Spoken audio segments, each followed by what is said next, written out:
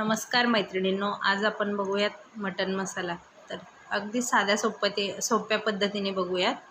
तर त्यासाठी साहित्य घेतले, अर्धा किलो मटन, 2 मोठे कांदे, 2 मोठे टोमॅटो, घरगुती मसाला, हळद, धना पावडर, मीठ मसाला, त्यानंतर कढीपत्ता घेतलाय, कोथिंबीर, अद्रक लसूणची पेस्ट करून घेतली आहे।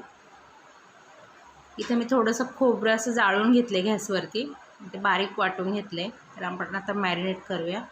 मटनमध्ये धना पावडर, मीठ मसाला, मीठ, हळद असं टाकून सगळं मिक्स करून घेतले। इथे आपण कुकरमध्ये 2 चमचे तेल टाकूया। तेल जास्त नाही टाकायचं, कारण मटणाला ऑलरेडी तेल जास्त सुटतं, त्याच्यामुळे आपण कमीच तेल वापरूया। तर तेल चांगलं तापलं की आपण कांदा कापलेला आहे तो टाकून घेऊया। कांदा चांगला परतून झाला की आपण अद्रक लसूणची पेस्ट केलेली ती टाकूया 1 चमचा।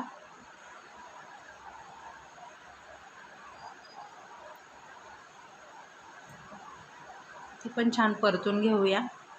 नंतर आपण मॅरिनेट केलेलं मटण टाकून घेऊया। चांगलं परतून झालं की 1 ते 1.5 ग्लास पाणी टाकूया आपण त्यात।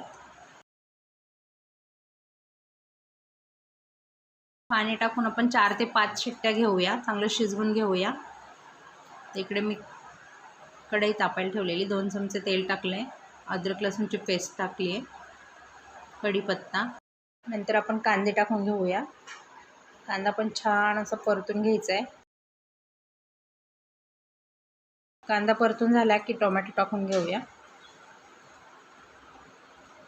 टोमॅटो चांगला शिजवून घ्यायचा आहे। नंतर आपण सगळे मसाले टाकून घेऊया। 2 मिनिटं मसाले सगळे परतून घ्यायचे चांगले।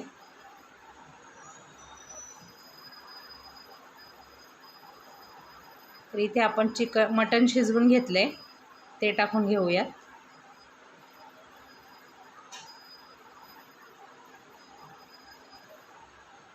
मटण टाकल्यानंतर तुम्हाला पाणी किती कमी जास्त हवे तेवढं टाका।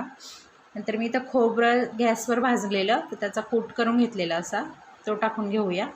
चवीपुरतं मीठ, थोडीशी कोथिंबीर। आता आपण हे 10 मिनिटं मीडियम गॅसवरती चांगलं शिजवून घेऊया। तर तुम्ही बघू शकता इथे छान शिजले। जेवढं दिसायला छान दिसतं तेवढं चवीलाही छान होतं। असं आपलं साध्या सोप्या पद्धतीने बनवलेलं मटण आवडल्यास नक्की लाईक करा, शेअर करा, सबस्क्राईब करा।